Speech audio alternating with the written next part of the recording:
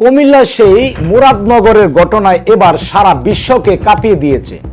একটি সামান্য মোবাইল চুরিকে কেন্দ্র করে আর সে একটি মোবাইলের জন্য জ্বরে গেল তত্তাজা 3টি প্রাণ, যেখানে সেই সমস্ত লোকেরা প্ল্যান মোতাবেক তাদেরকে হত্যা করা হয়েছে।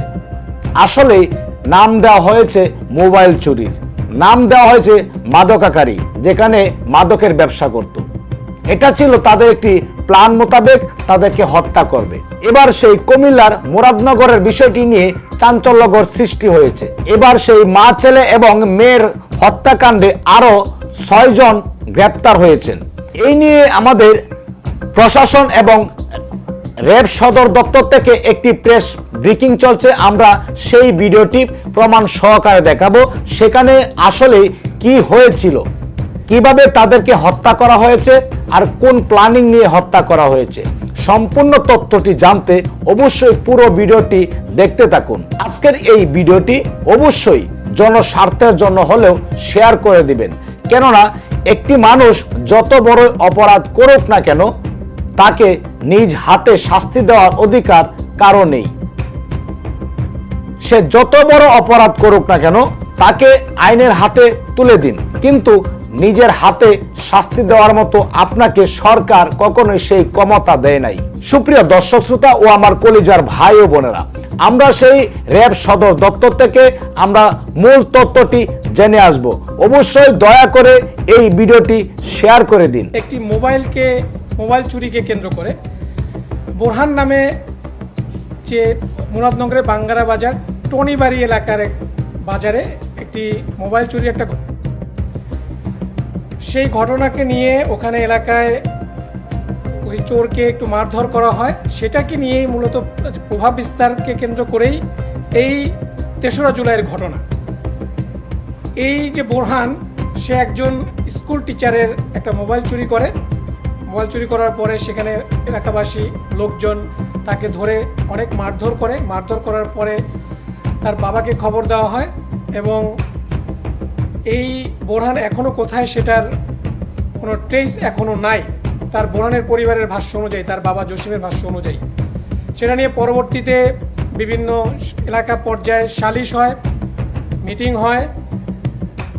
পরবর্তীতে এই বোরহানের বাবা বাঙ্গারা বাজার থানায় একটি অভিযোগ দায়ের করে। সেই অভিযোগ দায়েরকে কেন্দ্র করেই মূলত এই ঘটনাটি ঘটে। এখানে যে ভিকটিম যে রুবি আক্তার, এই মোবাইল চোর যে বোরহান, এই বোরহানের সাথে রুবি আক্তারের মেয়ের জামাই, এখানে তিনিও এই ঘটনার মারা যান। জোনাকি, এই জোনাকির হাজব্যান্ড মনির হোসেনের পার্শ্ববর্তী বাড়িতেই হলো এই বোরহানের ভিকটিমের মোবাইল চোরের বাড়ি। তো ভিকটিমের বাবা এই রুবি আক্তারের কাছে সাহায্য চায়। যখন চুরি করার পরে সে ধরা পড়ে, তখন যখন তাকে মারধর করা হয়, তখন রুবি আক্তারের কাছে চায় যে এরকম আমার ছেলেকে এরকম মারধর করছে, তাকে পাওয়া যাচ্ছে না, তোমরা আমাদেরকে সাহায্য করো। এরপরে রুবি আক্তার এটার সাথে ইনভলভ হয়। ইনভলভ হওয়ার পরে এই যারা এখানে বাচ্চু মেম্বার যে অ্যাকিউজড, যে অলরেডি আজকে একটি মামলা হয়েছে, আপনারা সকলে অবগত আছেন, যেখানে 38 জনকে আসামি করে এবং 20 থেকে 25 জনকে অজ্ঞাতনামা আসামি করে একটি মামলা দায়ের করা হয়েছে মুরাদনগর উপজেলার বাঙ্গারা বাজার থানায়। সেখানে 3 নম্বর আসামি হচ্ছে বাচ্চু মেম্বার। এই বাচ্চু মেম্বার 1 তারিখে এই চুরির ঘটনাকে সালিশের মাধ্যমে নিষ্পত্তি করার চেষ্টা করা হয়। বাট পরবর্তীতে যখন এই বোরহানকে পাওয়া না যায়, তখন বোরহানের বাবা থানায় একটা অভিযোগ দায়ের করে।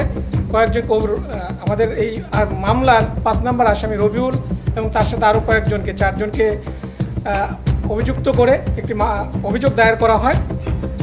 এই অভিযোগটা দায়ের করার পরে মূলত যারা এই বাচ্চু মেম্বার এবং এই রবিউল, তার ফ্যামিলির একটা আক্রোশ ছিল যে কেন অভিযোগটা দায়ের করা হয়। পরবর্তীতে 2রা জুলাই এটা নিয়ে নিষ্পত্তি করার চেষ্টা করা হয়। এটা নিয়ে পারিবারিক গ্রাম পর্যায়ে একটা মিটিং করা হয়, সেখানেও এটা নিষ্পত্তি হয় না। এবং পরবর্তীতে আমাদের প্রাথমিক অনুসন্ধানে যেটা জানা যায় যে 2 তারিখ রাতে একটা পরিকল্পনা করা হয় এই রুবি আক্তারের ফ্যামিলিকে সাহায্য করার জন্য।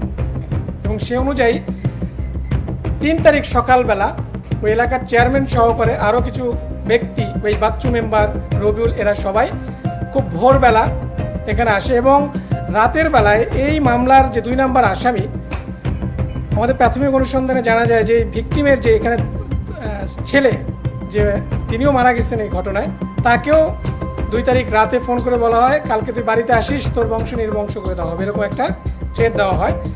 পরবর্তীতে যখন 3 তারিখ সকালবেলা হয় সেখানে জমায়েত হয়। এখানে যখন রুবি আক্তারের বাড়ির সামনে সবাই যায়, যাওয়ার পর ওই ফ্যামিলি মেম্বারকে ডাকা হয়, সেখানে কথার কাটাকাটি এবং তর্কাতর্কি হয়।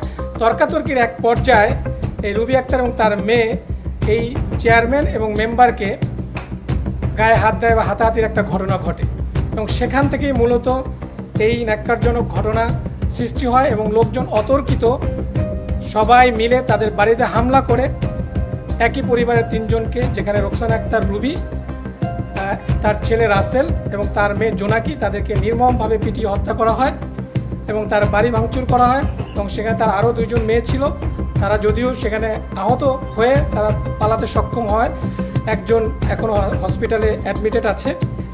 তো এই ছিল মূলত ঘটনা।